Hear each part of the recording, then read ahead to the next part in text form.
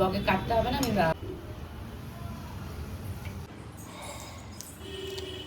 তোমার চিংড়ি মাছ।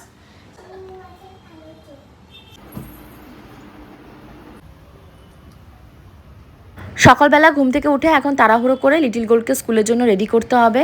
এত পরিমাণে মাথার যন্ত্রণা হচ্ছে, মনে হচ্ছে আমি বিছানার সাথে শুয়ে পড়ে থাকি, তাহলে হয়তো মাথা ব্যথাটা কমবে। লাস্ট 3-4 দিন ধরে ঠিকঠাক মতন ঘুম হচ্ছে না, ঘুমোতে ঘুমোতে রাত্রি সেই মানে ভোর 3টে বেজে যাচ্ছে, মানে সেই আগের মতন ব্যবস্থাটা হয়েছে। মানে এত পরিমাণে কাজের প্রেশার থাকছে, সকালবেলার দিকে উঠে সেই কাজটুকু আর করতে ইচ্ছা হচ্ছে না। এত স্ট্রং মাথা ব্যথা হলো, আজকে মা মেয়ে দুপুরবেলা না খেয়ে শুয়ে থাকলাম, কেউ নেই আমাদেরকে এক গ্লাস জল দেওয়ার জন্য। কীভাবে সবটা ম্যানেজ করলাম, সব মিলিয়ে আজকে ব্লগটাকে সাজিয়েছি, হোপফুলি ভালো লাগবে। ঘুম থেকে উঠে এখন লিটিল গোল্ডের টিফিন বানাচ্ছি। প্রত্যেক দিনই আগে দেখতে ট্রাই করতাম না একটা নিত্য নতুন খাবার ওকে বানিয়ে দেওয়ার, বাট টিফিন শেষ করতো না। ওকে ওই হয় মানে নুডলস টাইপের ম্যাগি দিতে হবে, আর নাহলে ডিম ভাজা দিতে হবে, তাহলেই শেষ করবে। আর অনেকক্ষণ টাইমের তো স্কুল নয়, তার জন্য অত হেডেক প্রেশার নিই না। বাড়ি থেকে যেমন থাকে পারলে লিটিল গোল্ডকে সেরিগ্রোটা খাইয়ে দিই, আর যেটুকু খায় না সেটুকু ফ্রিজে রেখে দিই, আসলে ওকে খাইয়ে দিই। এখন আমি আমার খাবারটা খাচ্ছি, ছাতু খাচ্ছি। ছাতুটা শেষ হয়ে গেছে। এর আগে আমি না একটা হয় ওটাকে কি বলে ওটস কিনে রেখেছিলাম, যে লিটিল গোল্ডকেও খাবো আমিও খাবো, কারণ তোমরা অনেকেই বলেছিলে ওটসের পরাঠা লিটিল গোল্ডকে বানিয়ে দিতে। তাই আমি ভেবেছি আগে আমি একটু খেয়ে দেখি যে লিটিল গোল্ড খেতে পারবে কি পারবে না। এখনও ট্রাই করিনি, করলে কেমন কি হয় খেতে অবশ্যই তোমাদের সাথে শেয়ার করব।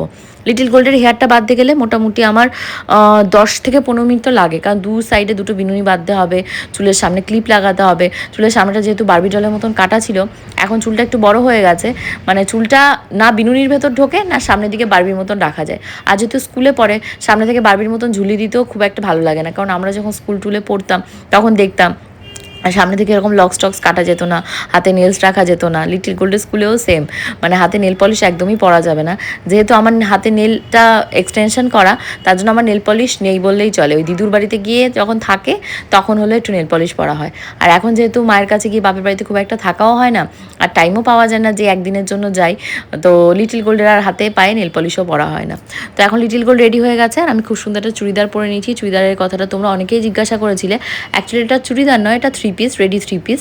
এটা আমি অনলাইন থেকে কিনেছি, লিঙ্ক তোমরা আমার কমিউনিটি পোস্টে ফটোতে পেয়ে যাবে, ফেসবুকেও পেয়ে যাবে। তার যার পছন্দ নিয়ে নিও। অনেক জিজ্ঞাসা করেছিল এই ড্রেসটা কবে পরবো। আর পরার পর দেখো, মানে দেখতে যতটা না সুন্দর লাগছে, পরার পর জন্য আরও সুন্দর লাগছে। লিটিল গোল্ড একটু ল্যাথ খেয়ে শুয়ে পড়েছে, কী করবে, ওরও মেবি আমার মতন হয়তো শরীরে এনার্জি পাচ্ছে না, কারণ কালকেও আমরা যেহেতু একটা প্রমোশনের জন্য গেছিলাম, ওর খাওয়া দাওয়ারও একটু অনিয়ম হচ্ছে, আর ঘুমেরও ব্যাঘাত ঘটেছে। আর যে কদিন বাবা মা ছিল না, সে কদিন তো একদমই লাইফটা আমাদের ঘেটে হয়ে গেছে। না ঘুমের ঠিক ছিল, না খাওয়া দাওয়া ঠিক ছিল, লিটিল গোল্ডের বিশেষ করে। যাই হোক, আমাদের গাড়ি বাড়ির সামনে আসে বলে আমাদের মোটামুটি কোনো দিনই স্কুলে পৌঁছাতে লেট হয় না।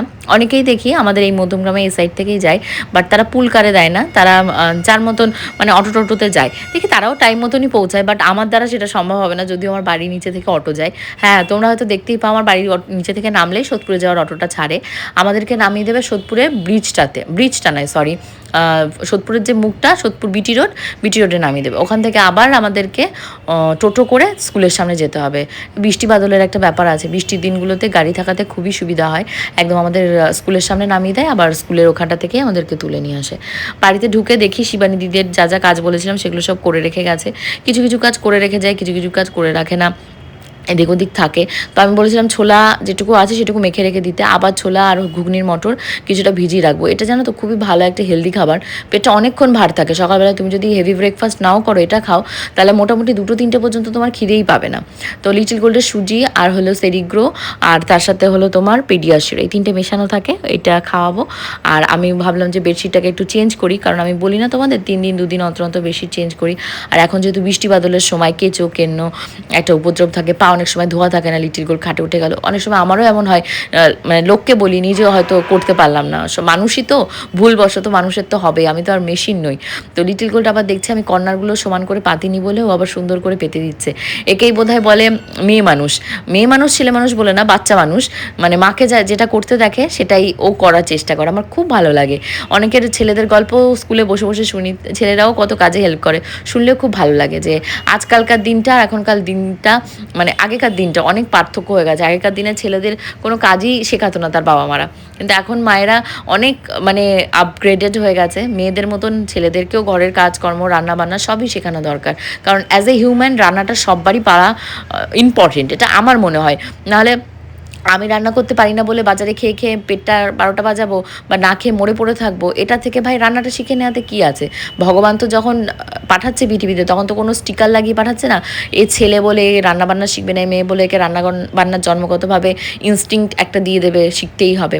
তো যাই হোক, আমি শুয়ে পড়েছিলাম স্নান ধান করে, আর পারছিলাম না, মাথা এত পরিমাণে পেন হচ্ছে, মানে তাও তো শুয়ে শান্তি নেই, ভিডিও দেওয়ার টাইম ঘন্টায় ঘন্টায়, তো ঘন্টায় ঘন্টায় ঘুম ভেঙে যাচ্ছে, এই টাইম পার হয়ে যাচ্ছে। আজকের ব্লগ ভিডিওটা এখন ঘড়িতে বাজছে 2:45, আমি বসে ভয়েস ওভার দিচ্ছি, তারপরে গিয়ে আমি এডিট করে তারপর আপলোড করব। তো প্রত্যেক দিনই এরকমই হচ্ছে। কি কি মাছ ভাজা করে নিয়ে এসেছে দেখায় তোমাদের। এখানে রয়েছে তোমাদের চিংড়ি মাছগুলো লিচি গোল খুব ভালো খায় বলে নিয়ে এসছে। আচ্ছা, এখানে রয়েছে তোমাদের ভেটকি মাছ এটা ফিলে নিয়ে এসছে। ফিলেগুলো একটু সুন্দর করে ছোট ছোট করে কাটতে হবে, ফিশ ফ্রাই খায় কি যা খায়। ফিলে কি এই কটাই ছিল, তোমাকে ডেকে দিয়ে দিল? নিয়ে আসলাম। নিয়ে আসলে তো এইরকম কাটাতে নিয়ে আসো নি কেন ফিলে?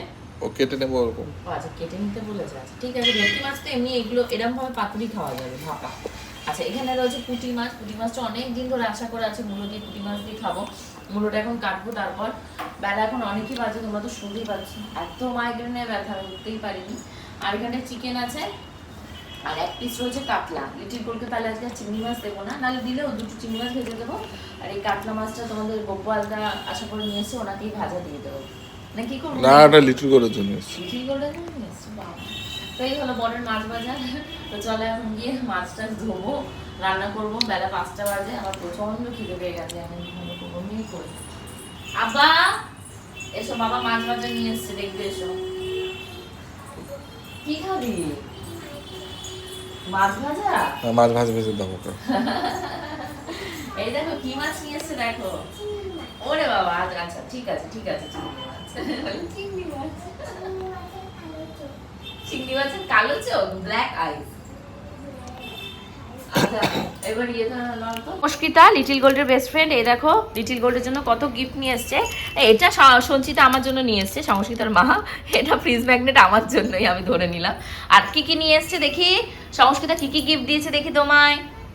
ওরে বাবা, এইগুলো? আচ্ছা, ক্লিপ দিয়েছে, একটা পেন্সিল দিয়েছে। পেন্সিলের ঢাকনাটা কোথায় ফেললে? ওই যে ঢাকনাটা আবার ওর ভেতরে আটকে গেছে, কি একটা অবস্থা দেখো তো। আমরা আজকে রান্না বান্না কিছু করতে পারিনি, যে বান্টি কাকা এসছে দেখ। ওই যে এবার এগুলো লাগিয়ে দাও। এগুলো সংস্কৃতার মা দিয়েছে। মাছ বাজার আনার কথা লিটিল গোল্ডের বাবাকে বলেছিলাম, সেই কোন 7 সকালবেলা, মানে যখন আমি স্কুলে গেছি, শিবানীদিরা কাজ করতে এসছে, মানে কি কি কাজ করবে বলে দিচ্ছি, স্কুলে বসে বসে আজকে ওদের ইনস্ট্রাকশন দিয়ে দিয়েছি কি কি কাজ করতে হবে। আমি তো ওদেরকে বলেই দিয়েছিলাম যে আমি যখন বাড়িতে থাকবো না তখন কাজে আসছে না, কারণ দেখো আমার তো নিজস্ব পার্সোনাল বাড়ি নয়, এটা বারোয়ারি বাড়ি, কোনো কিছু এদিক ওদিক হয়ে গেলে আমাকে কৈফিয়ত দিতে হবে যে কার জিনিস কোথায় গেল। আর তা বাদে ঘর থেকে মোটামুটি টুকটাক এদিক ওদিক বিস্কুট রেখে যাবো, এসে খুঁজে পাবো না কোথায় গেছে কি হয়েছে। কুকি বিস্কুট আগের দিন তোমাদেরকে দেখালাম না, 11টা পিসের কিনেছি, এখন আজকে বের করতে গিয়ে দেখি ওর ভেতরে 5টাও নেই। কোথায় গেছে কি হয়েছে কাকে ধরবো বলো? তো আমি তার জন্য বলেছিলাম যখন আমি কাজ করতে মানে বাড়িতে থাকবো তখনই কাজে আসতে, বাট ওদের সে টাইম হবে না। শিবানীদি একা মানুষ, এত কাজ করে পারবে না, তাহলে আমি কোন দিকে যাব? তো মানে এত মানে মানে সাংসারিকভাবে আমি ঘেটে রয়েছি না, প্রত্যেক কটা প্রবলেমই যেন আমাকে এসে ঘিরে ধরছে। আর সলিউশন দিতে গেলে মানে একেবারে কাটছাট। আমি তো ভেবেছিলাম নতুন কাজের লোকই রেখে নেবো, তারপরে ভাবলাম যে এখন অদ্ভুতভাবে একটা নতুন কাজের লোক রেখে নেবো, আবার শিবানীদিরাও কাজ করবে, তাহলে দুটো আমি কি করে মানে টানবো? তো ওই ভেবে আমি ভাবলাম ঠিক আছে আপাতত শিবানীরা করুক, তারপরে দেখা যাবে পরেরটা, কারণ রান্নার একটা লোক না রাখলেই আমার হচ্ছে না। কারণ আমি এত কষ্ট এত নিতে পারবো না, আমি আমার মেয়েকে টাইম দিতে পারছি না পড়াশোনা করানোর জন্য। টিচার দিয়ে সবসময় সবটা হয় না, মাকে বিশেষ করে পড়াশোনাটা শেখাতে হয়, যেটা আমার মাও বারবার ফোন করে বলছে যে টিচারের উপর সব ছেড়ে দিলে বাচ্চা কোনো দিন কিছু শিখবে না, বেস শেখানোর টাইমে মা বাবাকেই শেখাতে হয়। আমার বর যেহেতু হাত তুলে দিয়েছে, উনি পড়াশোনা শেখাতে পারবে না, আর ওনার খুব একটা ইন্টারেস্টও নেই পড়াশোনা শেখানোর। তো আমাকে অনেকে জিজ্ঞাসা করে তোমার বর আদৌ পড়াশোনা জানে তো? কি বলো কথাটা বলো তো, বেশি শিক্ষিত যারা হয় না তারা পড়াশোনাটার প্রতি অত ন্যাক থাকে না, আমার বরের সেরকম ব্যবস্থাটা হয়েছে। আর উনি এমন একটা নিজের হুলিয়া বানিয়ে রেখে দেয়, ওনাকে দেখে এই কোশ্চেনটা করা স্বাভাবিকই। এই কোশ্চেনটা আমাকে স্কুলে আমি যাদের সাথে বসি তাদের থেকে একজন করেছে, তোমার বর কতদূর পড়াশোনা জানে, মানে ওনার ওই হুলিয়া আর ওই মানে অ্যাটিটিউডটা দেখে। আমার মাও মাঝে মধ্যে বলে ও যখন মানে সেক্টর 5-এ অফিসটাতে যায় প্রজেক্টের কাজের জন্য, তো তখন কি ও এইভাবেই যায়? আমি যে না, তখন সাজগোজ করে বেরিয়ে যায়, কারণ জানে তো একটা অফিসিয়াল কাজে যাচ্ছে, তখন ওরকম যাবে। আদারওয়াইজ এরকমভাবেই উনি থাকতে পছন্দ করে, ভোলা ভালা ল্যাবলা লুবলা হাবা গোবা ওই রকম টাইপের। তো যাই হোক, এখন উচ্ছে আর আলুটাকে ভাজা করছি, আর আজকে পুঁটি মাছ মূলো দিয়ে রান্না করব বলে অনেক দিন ধরে আশা করে রয়েছি। তো উনি বাজার থেকে পুঁটি মাছটা নিয়ে এসছে, মাছ টাছ ধুয়ে টুয়ে এখন রান্না বসিয়েছি। আর ওপাশে বান্টি এসছে ভিডিও করে দেওয়ার জন্য, কারণ আমার এত প্রচণ্ড মাথার যন্ত্রণা, স্ট্যান্ডে রেখে রেখে ভিডিও করার মতন আর ক্যাপাসিটি আমার নেই। আর ভিডিওটা তো করতে হবে না, এটা তো বন্ধ দেওয়া যাবে না। তো যাই হোক, উচ্ছেটাকে আমি সুন্দর করে ভেজে নিচ্ছি, অল্প একটু তেল দিয়ে দিয়েছি। জানো তো, আমি ওই যে ফ্লিপকার্ট থেকে যে বোতল দুটো কিনেছি একদম বাজে হয়েছে, রিটার্নের টাইমটা চলে গেছে, তেল কিভাবে লিক করছে। তোমরা বস মিশো থেকে কিনো, মিশোর প্রোডাক্ট অনেক ভালো, মিশোর প্রোডাক্ট দুটোতে কোনো লিকেজ নেই। বাট তেল মানে যদি 1 কেজি তেলের শিশি হয়, মানে কন্টেনার হয়, হাফ তেল লিক করে বেরিয়ে যাচ্ছে। কি যে করব, তলাটাতে পুরো তেল রয়েছে। আমি তোমাদেরকে পরের ভিডিওতে দেখাবো কি এর উপায় করি বলো তো। এটা মাটির সেরামিকের রয়েছে, ভেবেছিলাম যে গ্লু হয় না, ফেবিকুইক বা তো সেই গ্লু দিয়ে পেছনটা রং করে দেবো, তাহলে হয়তো বেরোবে না। আমার আর কোনো আইডিয়া আসছে না। একটা ট্রের ওপর আমি ওই কন্টেনার জার দুটোকে রেখেছি অয়েলে, তোমরা একটু কমেন্ট করে আমাকে জানিও তো। তো এক সাইডে হলো মাছ ভাজা করতে দিয়েছি, পুঁটি মাছগুলোকে ভেজে নিচ্ছি, মূলও ভাজবো কালো জিরা শুকনো লঙ্কা ফোড়ন দিয়ে। আর লিটিল গোল্ডের বাবা 1 পিস কাতলা মাছ নিয়ে এসেছিলো, মেবি উনি খাবে বলে নিয়ে এসেছিলো। উনি যেহেতু দুপুরবেলা খেতে পারবে না, উনি প্রজেক্টের কাজে বেরিয়ে গেছে, না খেয়েই বেরিয়ে গেছে। কী করবো, আমার মাথা যন্ত্রণা, আমি ভাত রান্না করতে পারিনি। যেদিন ভাত রান্না করে বসে থাকি সেদিন তুমি খেতে আসো না, আর যেদিন করতে পারবো না সেদিন তুমি ভাত খাওয়ার জন্য গুনগুন করবে। ভগবানের মার ভাই, যেদিন বলে না যে হাতে লক্ষ্মী পায়ে ঠেলে, সে না খেয়ে সারা জীবন মরে, সেরকম একটা ব্যাপার। তো মূলগুলোকে আমি ভেজে নিচ্ছি, এর ভেতরে জিরের গুঁড়ো, ধনের গুঁড়ো দিয়ে, শুকনো লঙ্কার গুঁড়ো, লবণ, এই দিয়ে আজকে পুঁটি মাছের মূলোর সবজিটা করব। চিকেনটা ধুয়ে টুয়ে রেখে দিয়েছি, উনি আবার হুকুম করে গেছে চিকেনটা রাতে খাবে। আমি বলেছি আমার মাথা যন্ত্রণা যদি কমে, শরীরটা ভালো লাগে, তাহলে রান্না করতে পারবো, নাহলে পারবো না। কারণ প্রত্যেক দিনই আমি রান্নাবান্না করি আমার এবং আমার মেয়ের জন্য, আজকে তোমার হুকুম অনুযায়ী তো আর আমি চলবো না। তো যাই হোক, আমার গল্প করতে করতে দেখো উচ্ছেটা ভাজা হয়ে গেছে। উচ্ছেটা মানে আমি একটু তিতো তিতো রাখতে চেয়েছিলাম, কারণ নিম পাতা নেই। আমি যেখানে বসে গল্প করি স্কুলে, আমার জন্য একজন নিম পাতা নিয়ে এসেছিলো, বাট আমি অ্যাবসেন্ট ছিলাম বলে নিম পাতাটা আর আমার আনা হয়নি। আমি চেয়েছিলাম যে নিম পাতাটা নিয়ে এসো, ওর বাড়িতে বাগান টাইপের রয়েছে। তো চিকেনটাকে আমি ম্যারিনেট করে নিচ্ছি লবণ, হলুদ আর হলো সর্ষের তেল দিয়ে, ম্যারিনেট করে ফ্রিজে রেখে দেবো। আজকে যদি চিকেনটাকে রান্না করতে না পারি, তাহলে কালকেও পারবো না। কালকে মঙ্গলবার, স্ট্রংলি স্যাটারডে এবং টুইসডে আমি নিরামিষ মানে আগেও খেতাম, মাঝে হয়তো 1-2 দিন এদিক ওদিক হয়ে যায়, বাট স্ট্রংলি আমি খাবো না, মানে খাবোই না। তো মূলোর মাছটা খেতে অনেক দিন পরে খেয়েছি, ভালো হয়েছে। তোমাদের থেকে অনেকে আমাকে বলছিলে যে এই টাইমে মূলো, অ্যাকচুয়ালি কোন টাইমে মূলো খেতে হয়, কী খেতে হয় না, আমার না অতটা মানে খেয়াল নেই, আইডিয়া আছে কোন কোন মাস আছে যখন, তখন মূলো খেতে নেই, শীতের দিকে হয়তো। আর এখন হচ্ছে কি, বাজারে গেছিলাম, বাদলদার দোকানে সব রকমের সবজি থাকে, তো ওখানে মূলো দেখে আমি বললাম যে আমাকে তাহলে 2টো মূলো দিয়ে দাও, যেহেতু আমি একা খাবো, মূলো তো বেশি একটা লাগে না, তো 2টো মূলো নিয়ে এসেছি। তা আমার লিটিল গোল্ডের বাবা সবারই হয়ে গেছে। রাতের বেলা উনি এসে, আমি আর চিকেনটা রান্না করেছিলাম না ওই মূলো দিয়ে, আর ভাত ছিল অল্প কটা, তাই দিয়ে আমি আর উনি খেয়েছি। আর উচ্ছে আলু ভাজা ছিল। উনি আবার আসার সময় আম নিয়ে এসছে। লাস্ট মনে হয় একদিন কবে বলেছিলাম আম খাওয়ার কথা, তা পচা আম নিয়ে এসেছিলো, তাই নিয়ে মায়ের কাছে বলা বলি করেছি। মা আবার বলেছে মেয়েটাকে একটু আমও এনে খাওয়াতে পারোনি গোপাল। তাই এখন যেখানেই যাই 2টো 1 পিস যেমন পারে, যখন ওনার মন মর্জি মতন আম নিয়ে আসে। আর কালকে একটা পেয়ারা নিয়েছিল, পেয়ারাটা আমার আর খাওয়া হয়নি। অ্যাকচুয়ালি কী হয় বলো তো, অত বড় পেয়ারাটা একা একা খেতে গেলে তো টাইম দরকার হয়। আমি যে শান্তি মতন একটু খাবো সারাদিনে, সেই টাইমটুকু আমার নেই। যে টাইমটুকু ফাঁকা পাই সেই টাইমটুকু ঘুমানোর চেষ্টা করি। ঘুম তো আসে না ছাতা, 10 মিনিট 5 মিনিট অন্তর অন্তর ভিডিও আপলোড, ফটো দিতে হবে, স্টোরি শেয়ার করতে হবে, রিলস শেয়ার করতে হবে, ইনস্টাগ্রামে পোস্ট করতে হবে। আমি পাগল হয়ে যাচ্ছি, মানে এর থেকে মনে হয় কোনো অফিসে চাকরি করা অনেক সহজ। তো যাই হোক, এখন এই যে মাছ যা উনি আর নিয়ে এসেছিলো, ভেটকি মাছের ফিলে নিয়ে এসেছিলো, ফিশ ফ্রাই খাবে বলে। আর চিংড়ি মাছ নিয়ে এসেছিলো, চিংড়ি মাছ উনি পেঁয়াজ দিয়ে ভাজা খায়, ওর জন্য। তো ওইগুলো তো এখন আর রান্না করবো না, এই বক্সটার ভেতরে আমি ফ্রিজে রেখে দিচ্ছি।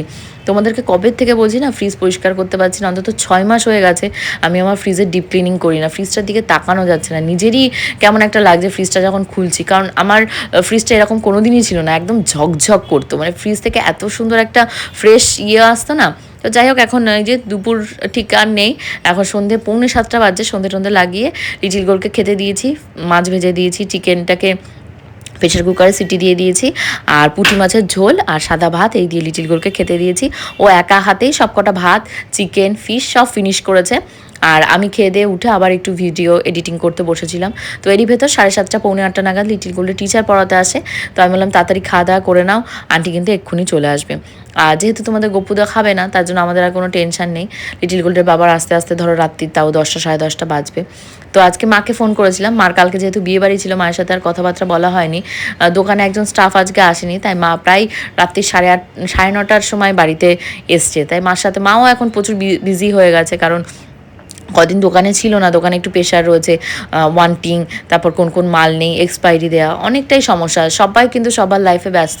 রাতের বেলা পূজার সাথে অনেকক্ষণ কথা হচ্ছিল, যেহেতু পূজার দোকানের উদ্বোধন রয়েছে, মানে কোন শাড়িটা আমি পরবো, কী কী শাড়ি সেদিনকে কিনবো। অনেক সুন্দর সুন্দর শাড়ি কিনেছে। কালকে ভেবেছি আমি একটু যাব পূজার দোকানের দিকে, গিয়ে কী কী শাড়ি পূজার নতুন নতুন নিয়ে এসছে তোমাদের সাথে শেয়ার করব। যেহেতু আমাকে ডাকছে আমি যাব, কারণ আমার বোন আমাকে যেভাবেই ডাকুক, যেমনই সম্পর্ক থাকুক, অবশ্যই সে আমার বোন সবার আগে আমার কাছে, সেটা সত্যি। তারপরে কে ওর লাইফে এসছে, কে কী করেছে, কে কী বলেছে, সেটা সেকেন্ডারি। আর সবসময় আমি একটা কথা বলি, আমি নিজের বুদ্ধিতে চলি, কারো প্রলোচনায় চলিনি কোনো দিনও। সে হয়তো আমাকে প্রলোচিত করার চেষ্টা করেছে, তার কথা শুনেছি, আমার মনে হচ্ছে ভুল, আমি আমার বুদ্ধিতেই চলেছি এবং জীবনের শেষ দিন পর্যন্ত আমার বুদ্ধিতেই চলবো। তো লিটিল গোল্ডের টিচারকে এই যে টিফিন করে দিলাম, রাতে ডিনার করবো, ঘুমিয়ে পড়বো। বাই।